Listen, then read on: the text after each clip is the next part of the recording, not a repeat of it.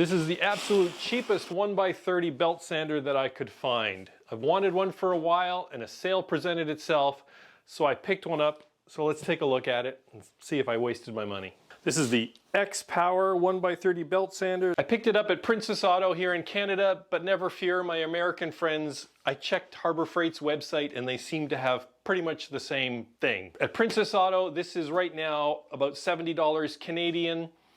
On the Harbor Freight website, it's the central machinery, $57 American. Near as I can tell, the only difference is that this one's red, that one's green. They both have a 1/3 horsepower motor that's about 3,400 RPM. They have all the same sort of features.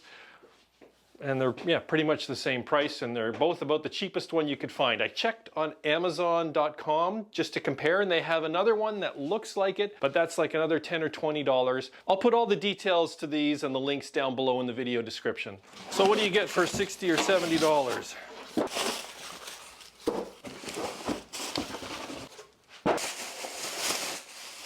So it's pretty much already assembled. You got a table, you got the unit, and you got the clamp for going under the table. And the nut goes in there, and then the tooth washer goes there. Slide the table. And the instructions don't mention it, but I'm thinking that this washer goes on next. And then this thing, I need to be able to move this in and out.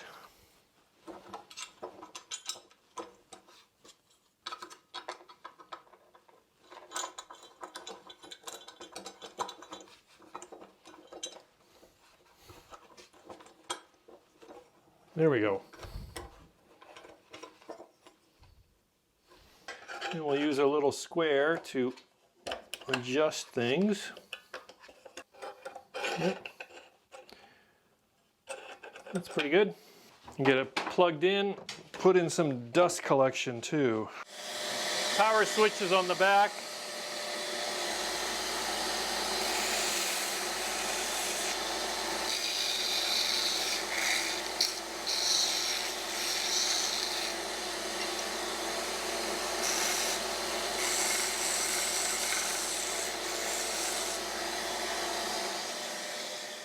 Sorry about the noise. As I was saying, the power switch is here on the back. Starts and stops quickly. Dust port on the side.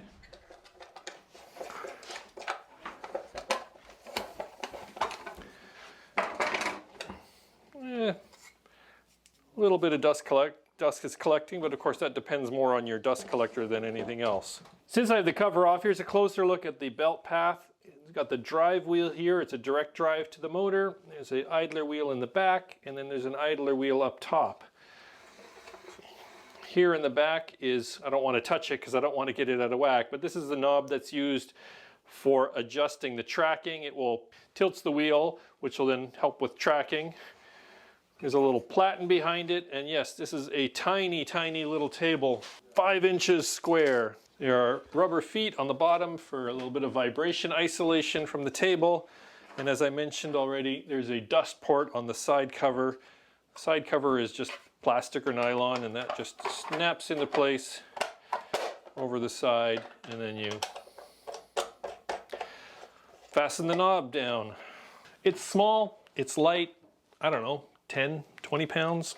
I'm not really good at estimating weight, but this old scale is.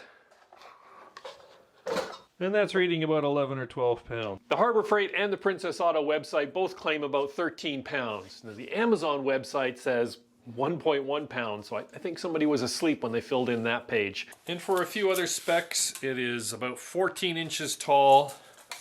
It's going to take up about 11 and a half, just call it 12 inches on your bench.